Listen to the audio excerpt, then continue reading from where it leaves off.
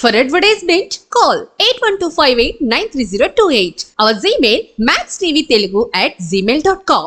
కర్కాటక రాశి వారు విఘ్నేశ్వర స్వామి వారి యొక్క నిమజ్జన మహోత్సవ సందర్భంగా అలాగే అష్టమ స్థానంలో శని భగవానుడు వక్రగమన సంచార స్థితి ఇలాంటి దోషం ఉన్నప్పుడు ఎలాంటి విధులను పాటించాలో ఈ వీడియోలో సవివరంగా సంపూర్ణంగా తెలుసుకుందాం.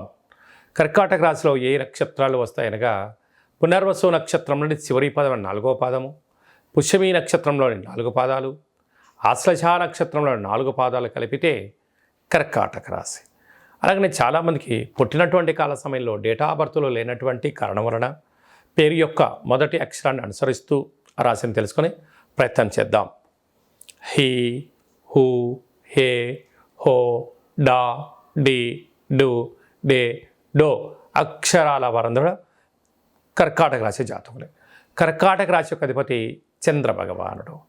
వీరు ఈ విఘ్నేశ్వర స్వామి వారి యొక్క నిమజ్జన మహోత్సవ సందర్భంగా బియ్యపు పిండి చేత అందులో కొద్దిపాటి పాలను పోసి ఒక 10 దీపాలను అంటే ప్రమిదలుగా మార్చుకొని ఒక్కొక్క దాంట్లో 10 కానీ లేకపోతే ఒక్కో దాంట్లో 1 కానీ ఆవురిని వేసి గణపతి స్వామి వారికి బియ్యంతో చేసినటువంటి పదార్థాన్ని అంటే చక్ర పొంగలిని కానీ పెరుగన్నం కానీ దద్దోజనం కానీ ఏదైనా పాలతో ఉడికించిన పాయసం లాంటిది కానీ భగవంతుడికి నైవేద్యంగా పెట్టి ఈ యొక్క బియ్యపిండితో చేసినటువంటి ప్రమిదలతో స్వామివారికి హారతిని ఇచ్చుకొని ఆ హారతిని కళ్ళకు అద్దుకోవడం వలన వీరికి మనశ్శాంతి, అష్టమంలో శని యొక్క దోషం తొలగిపోయి మనశ్శాంతి ద్వారా విద్య, ఉద్యోగ, వ్యాపార, సేవారంగ కార్యక్రమాల్లో అన్నింట ఆటంకాలు వాటంతటికే తొలగిపోయి ఐశ్వర్యానికి కర్కాటక రాశి వారు కేంద్ర బిందువులు అవుతారు అని చెప్పి గమనించాలి.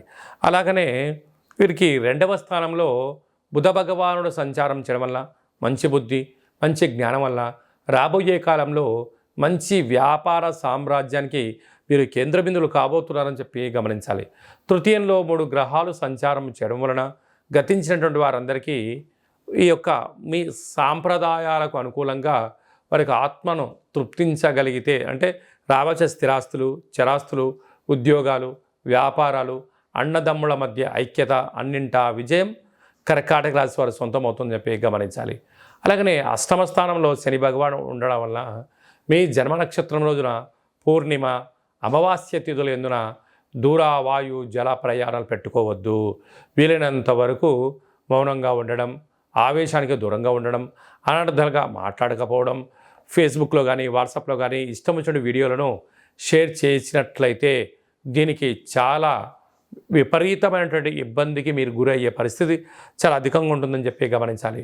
భాగ్యస్థానంలో రాహు సంచార స్థితి ఉండడం వల్ల భార్యాభర్తల వల్ల అన్యోన్యత అవసరం, లేకపోతే 3వ వ్యక్తుల యొక్క ప్రమేయం చేత పచ్చడి సంసారంలో నిప్పులు పోసుకునే పరిస్థితి చాలా అధికంగా ఉంటుంది. కనుక దానం, ధర్మం, మెడిటేషన్, మంచి పుస్తకాలు చదవడం, ఆధ్యాత్మికమైన తీర్థయాత్ర కార్యక్రమం పాల్గొనడం యోగదాయకం.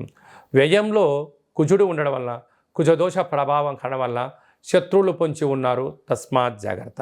అలాగే నీటి వ్యాపారాలు, హోటల్ వ్యాపారాలు, వస్త్ర వ్యాపారాలు, జిమ్ సెంటర్లు, బంగారు స్వర్ణకారిత వ్యాపారులు చేసే వారందరికీ కూడా చాలా మంచి కాలం ఉందని చెప్పి గమనించాలి.